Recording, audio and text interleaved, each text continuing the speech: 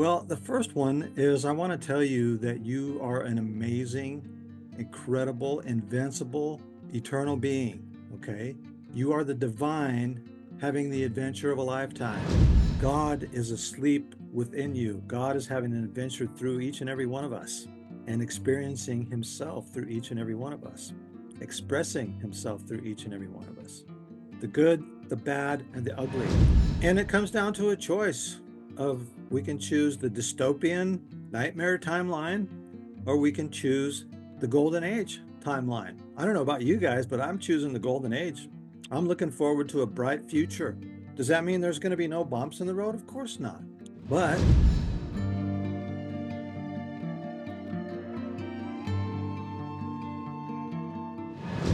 all right. Hello, my friends. How's everybody doing?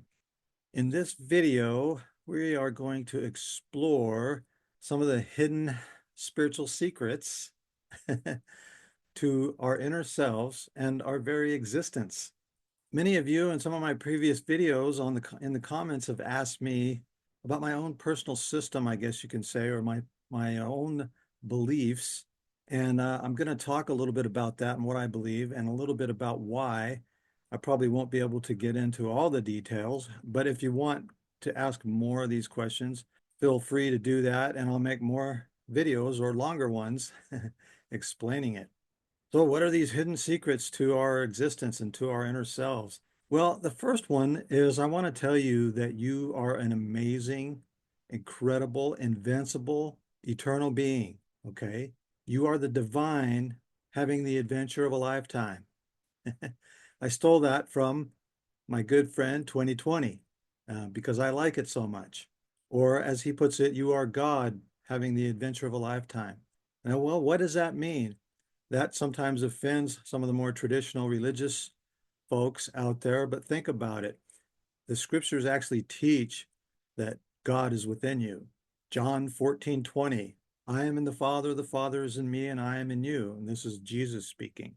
So for the religious folks, go look it up, my friends. And there's a dozen other scriptures that say that too. The other more famous one is the kingdom of God is within you, and don't look anywhere else for it. And that's Luke 17:21 for the scriptural minded.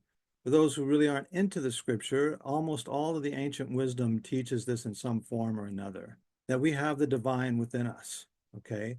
And that we're not the body. We're not this physical reality, this physical life.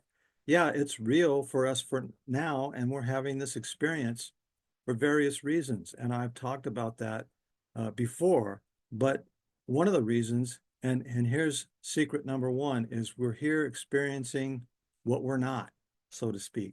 Why in the world would we want to do that? If we are these divine, invincible beings, why in the world would we want to come here and experience lack and limitation and suffering even? Well, number one is so we can appreciate who and what we are, and we can have a fuller and an in-depth understanding and appreciate eternal life, because here we experience death and decay. But we also experience joy and love here too. So we can see the contrast, if that makes any sense.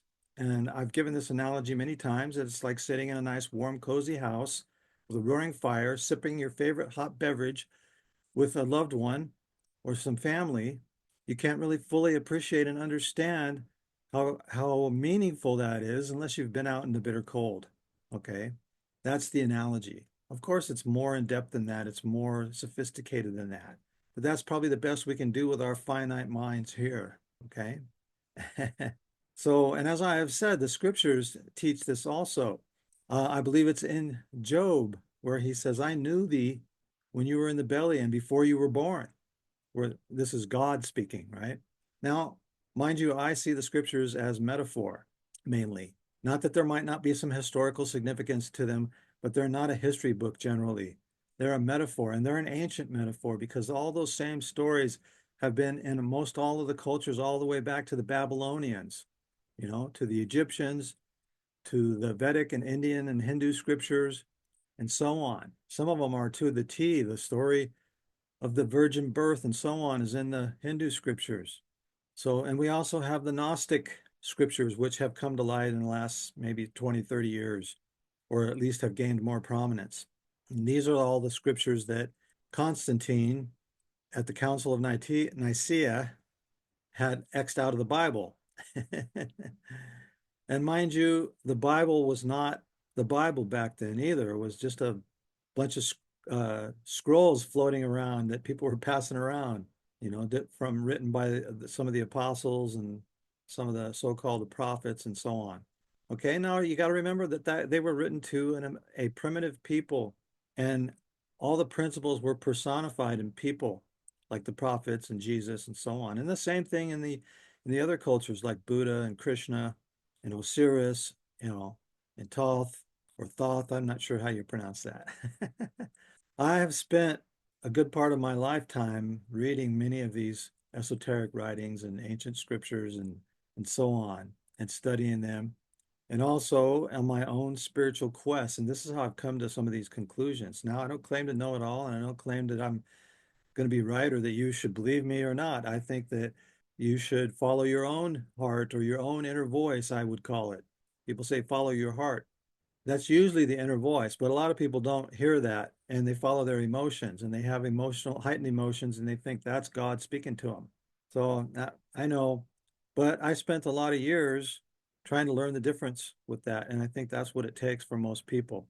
But the younger generation coming in seems to be more adept at this, and some people would call a lot of them old souls, which is probably true, which means they've probably been in more incarnations than we have, than some of us have, maybe a little farther ahead on the path, so to speak. So, okay, what's the point of all of this?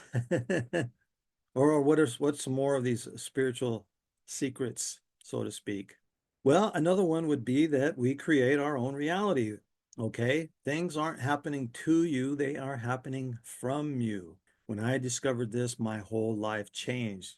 And I get it. It's a hard thing to wrap your mind around because it goes against every cultural norm and teaching that we've ever been taught, including in religion. Um, I know in the Christian religion, we're taught that God created us all and so on and so forth. That's not true. It may be true in the sense of in this physical reality we were created, but our true essence, our true being is eternal and it's without beginning and end. And I call us unique expressions of God or source or the one, if you will. Okay. So we cannot be destroyed. Nothing can harm you. And again, the scriptures and the esoteric writings are full of admonishments to not to fear. There's nothing to fear.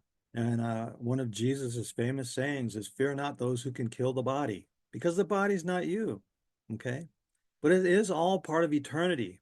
So now quantum physics knows that the body is not solid like we have thought for generations, that it's mostly energy and what they do call empty space, but really there is no empty space. Some of the ancients call it the etheric field or whatever, and quantum physics would now call it the quantum field, if you will. Okay, and all things already all exist, and we're just kind of here picking from the smorgasbord of choices what timeline we want to be in. It's kind of like picking a movie you want to watch. You're sitting there and going, "Oh, I want to watch this one. This one's uplifting," or I want to watch a really rowdy, adventure movie, or some people like horror flicks. And so, and some people in their lives pick horror flicks for the movie that they're running. But it's based on our thoughts and our beliefs that we think about the majority of the time. And going back to our origins, there's lots of videos out there of, the Anunnaki and how we were seeded from other planets. And that's all, and that's actually a possibility. That doesn't really discount a lot of the ancient wisdom and the ancient writings. But how do we know for sure? And the writings of the Thoth seem to support some of that. Um, but that's our earthly or our physical origin. Okay. Our spiritual origin is, like I said, uncreated. It's without beginning or end. Neville Goddard teaches that there's only one God and everything is God. And we are God. We are all part of it. And the Christian scriptures actually teach that God is in and through all things. Okay. He's not some old man sitting up there on a throne with a computer with a big red smite button punishing all the bad deeds that we all do. Okay. Again, that was a metaphor to teach an ancient and primitive people, to be good to each other, to be kind to each other, to love one another. All right, here's the next big secret, my friends. We are love.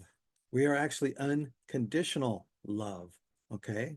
And the scriptures teach God is love. And we are here experiencing conditional love. Okay.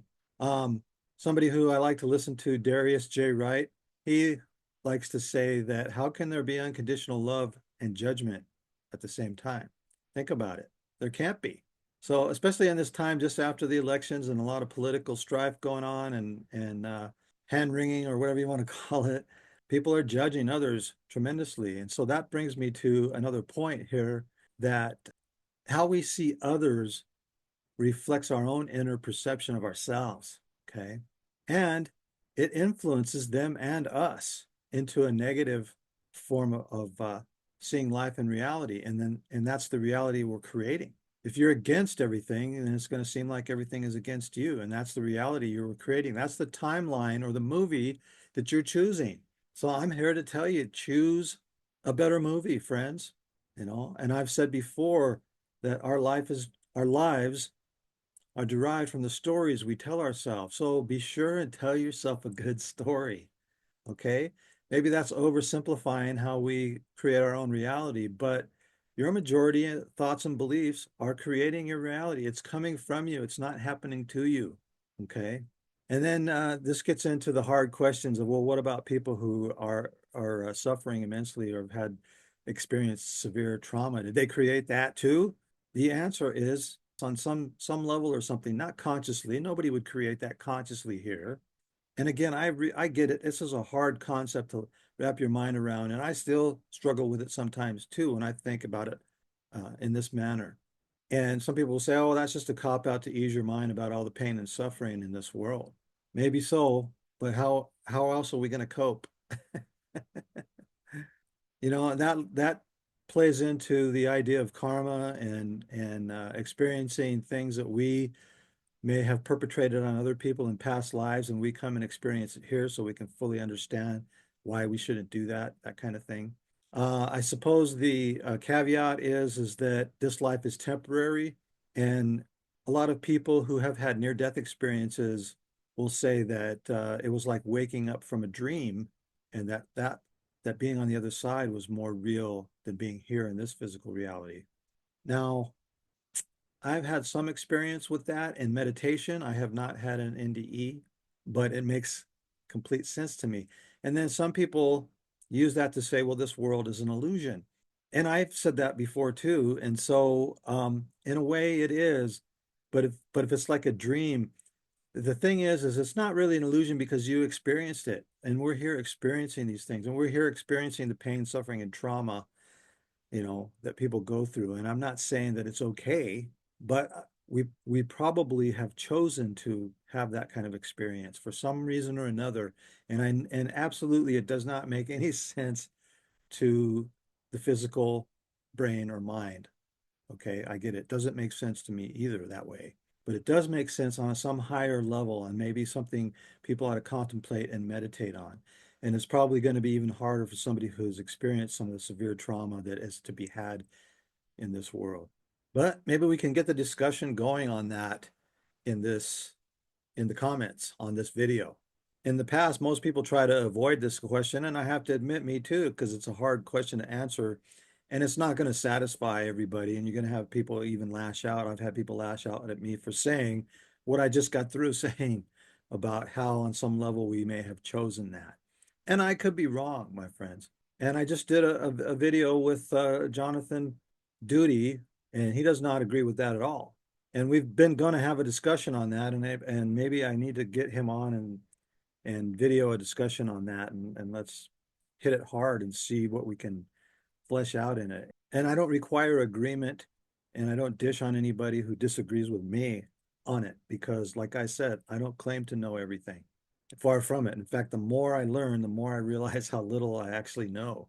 So my good friend 2020 sent me a little ditty that he wrote about this is not an illusion. it's and I take that to mean that it's not, because it's all part of our eternal life. this experience will be forever had in our Akashic record or eternal memory, if you will, however you want to look at it, the eternal library of all things. And it's all out there. So the next secret is that everything's done. It's already happened. All these timelines are already there. It's like a file on a computer, and all you got to do is open the file and experience it. That's my analogy, anyways. And I stole that from somebody too. I didn't just come up with that, but either that or they gave an analogy, and that's I transmuted it to that to work for me, which I encourage everybody to do for themselves. Work it out for yourselves. Don't take anybody's word for anything. The only true authority on this earth, here's another secret, folks. The only true authority on this earth is your inner voice or your higher self. And that's the quiet one. That's not the loud, boisterous one that's telling you to do this or that, or that's crazy or that's nuts. That's the quiet one when you sit in silence or in prayer, however you want to do it. And you hear that, the scriptures call it the still small voice, because most people that don't hear it because the ego, the loud voice, the carnal mind is shouting over it, trying to run the show. And that's the problem. Another secret is you can't kill the ego. There's a lot of people going around saying you need to kill the ego and get rid of it. No, we need the ego. It's the thing that keeps us safe in the physical world, and it's the thing about doing things practically, like putting gas in the car or setting up the equipment or whatever that may be. The problem is we let it run the show, and it thinks it's the boss. I say to it as a separate entity, but the scriptures refer to it as the carnal nature, and it's the metaphor for Satan or the devil. Because it's the one that leads men into temptation to do all these things and to harm each other and to treat each other terribly. And so the opposite of that is the divine nature or the Father within you. Christ said, I go to my Father and your Father, and that I do nothing. It's the Father in me that does everything. And that's what he was referring to. He's referring to the divine nature. And people have mistaken that to mean he's the only one that had that, and if we say the magic words and or get off the naughty list, then we all get to have that. We already all have it. All we have to do is wake up to it. God is asleep within you. God is having an adventure through each and every one of us and experiencing himself through each and every one of us, expressing himself through each and every one of us. The good, the bad, and the ugly. There has to be contrast. There has to be both. I use the analogy of a battery. Okay, the battery has two poles, a positive pole and a negative pole, right? Well, the battery is useless if one of those poles is unhooked. And all the magic, let's take a car battery, for instance. All the magic happens between the two poles. You unhook one pole and nothing happens. All the magic's gone. So, and the scriptures teach, I created the dark and the light. I created good and evil. And this is God speaking again in Isaiah 40, I believe, somewhere in there. Some of the scriptorians will know. Put it in the comments. But that's my analogy. So you need to have the balance. And that's Dr. John DeMartini talks about this. He said there's always a balance. And the only reason it looks like it's one way or the other is because of our own polarization. If we see everything as negative or the world's going to hell in a handbasket, so to speak, that's our polarization. It's not doing that. There's positive and there's negative, and they equal each other out. And the closer you can come to center and see both sides of the equation, the more at peace you'll be. And that's what this is all about. It's about coming to peace with one another. Here's another secret. We're here to learn to love the unlovable. What does that mean? Well, my beautiful wife likes to say that in some form or another. That's my way of saying it, but I got that from her. When you can learn to love the unlovable, that's when you can have unconditional love. That's how God or Source sees us. And I spoke in my last video where it was just me talking a couple of videos ago now of experiencing that. I call it a God's eye view of people, where I saw everybody from that point of view and all I had was compassion. And that's what I called it then. But now I realize that was unconditional love, because nothing that they did bothered me. And I could see that they had all kinds of anxiety and fears and stuff about stuff that didn't really matter. And that's what gave me compassion for them too. They didn't realize that. And we all do that. And I'm sure I still do it even after having that experience. Well, anyways, friends, there's a lot of fear mongering out there right now, especially, but there always has been. you know, but it's seemed to have ramped up with all the political stuff going on. And it comes down to a choice of we can choose the dystopian nightmare timeline or we can choose the golden age timeline. I don't know about you guys, but I'm choosing the golden age. I'm looking forward to a bright future. Does that mean there's going to be no bumps in the road? Of course not. But those bumps in the road are simply a bridge taking us to where we need to be. And that's where we're going. So, what happens if the majority choose the dystopian timeline? Well, if we fear that, then we're going to probably go along with them. But if we continue to see that bright future, there's going to be a split and they'll get to experience their timeline and we'll get to experience the golden age timeline. Does that sound crazy or what? um, how's that going to look? I don't know. I have my own ideas about it. You know, is that going to be a physical split? I heard somebody describe it, and maybe it was one of these channelers or something that said something to the effect that as you raise higher in vibration, and people, and some of us have experienced this already, that those who aren't on that same vibration as you will kind of fade away out of your life and so on. And maybe that's all that is going to happen. But he went further, and I forget which one it was, but he went further and said that eventually we'll be on such a higher vibration that we won't even be able to see those people anymore. They'll be on their timeline and we'll be on our timeline. So, and that makes some sense because we can't see the etheric world because it's on a higher vibration than ours. We're on a lower, slower vibration, if you will. But more and more people are beginning to see it because our vibration is rising. And through meditation and near-death experiences and so on, people can see it. And I believe in the scriptures or some of the esoteric writings that I've written. It's all right here. You know, the other side is right here. It's not up there somewhere. It's all right here. And it's just different frequencies. And so we can only see the frequencies that we're attuned to. That's one of the reasons we need to tune up, so to speak, you know, like the old radio dial on the old radios, you know, you're going to tune to the right channel. You know, this was before digital. Maybe that's why we need to go digital so we can get to higher frequencies, get to a higher band of frequencies, so to speak. And that's actually scriptural too. In my house, in my Father's house are many mansions. I go to prepare a place for you. It's something Jesus said. See, see the metaphor in that now? Okay. And all those places are right here. And a lot of out-of-body travelers who do so regularly speak about the multiverse and the many, many places where people can go that's on their wavelength. That brings me to the idea of hell. And so you hear this a lot on the forums, Christian versus spiritual, so to speak. There is no hell. Oh, yes, there is, and God will send you there, and so on and so forth. No, it's not a place, it's a state of mind or a frequency or a vibration, if you will. And a lot of people are in hell here because of their state of mind.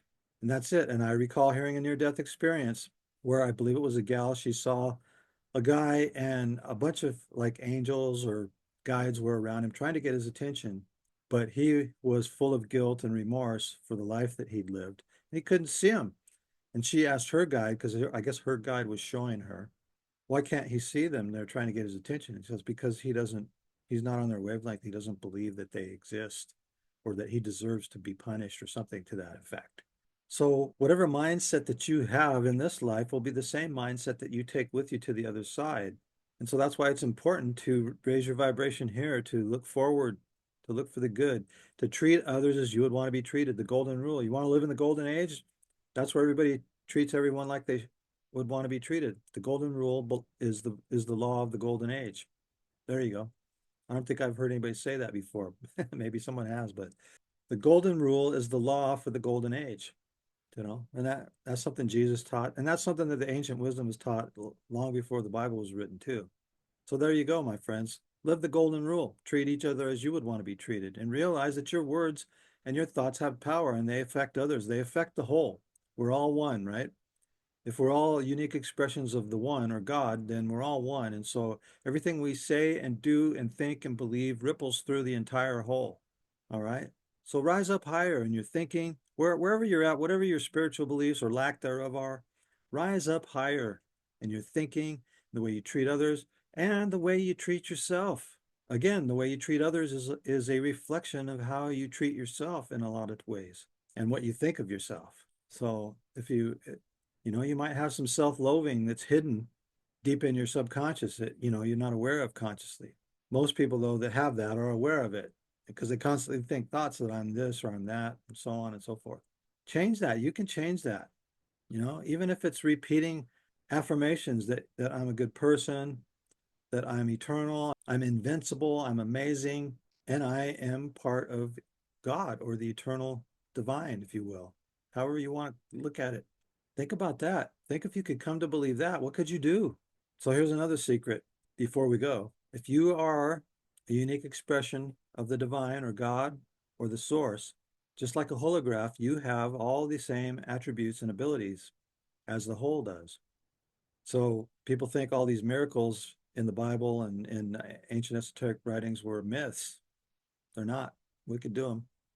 And that brings me back to a scripture that of Jesus speaking, saying, if you have the faith of the grain of a mustard seed, you can move mountains.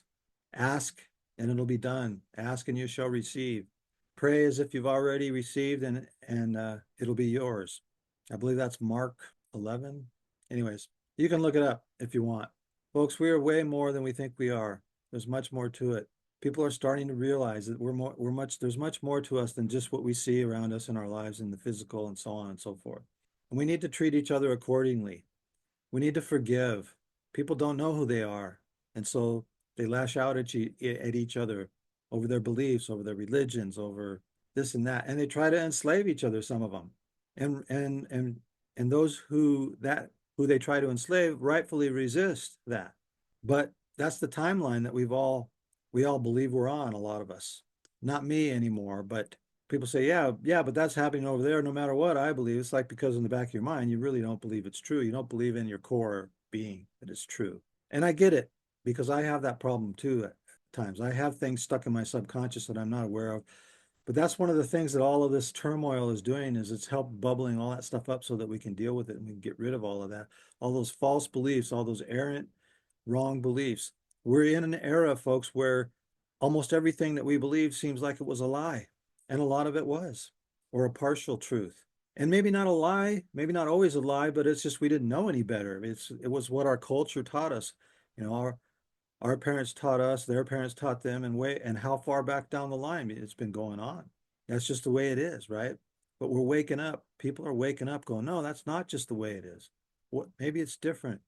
Maybe we do create our reality. Maybe we can change our timeline by changing our thoughts and raising our vibration and so on and so forth. And maybe we can move into that golden age where everybody treats each other as they would want to be treated, even when somebody's mean to you. Right? All right, my friends, have a good and blessed and wonderful day. And remember, after the darkness of every night, always comes the sunshine of another glorious day. Peace out, my friends.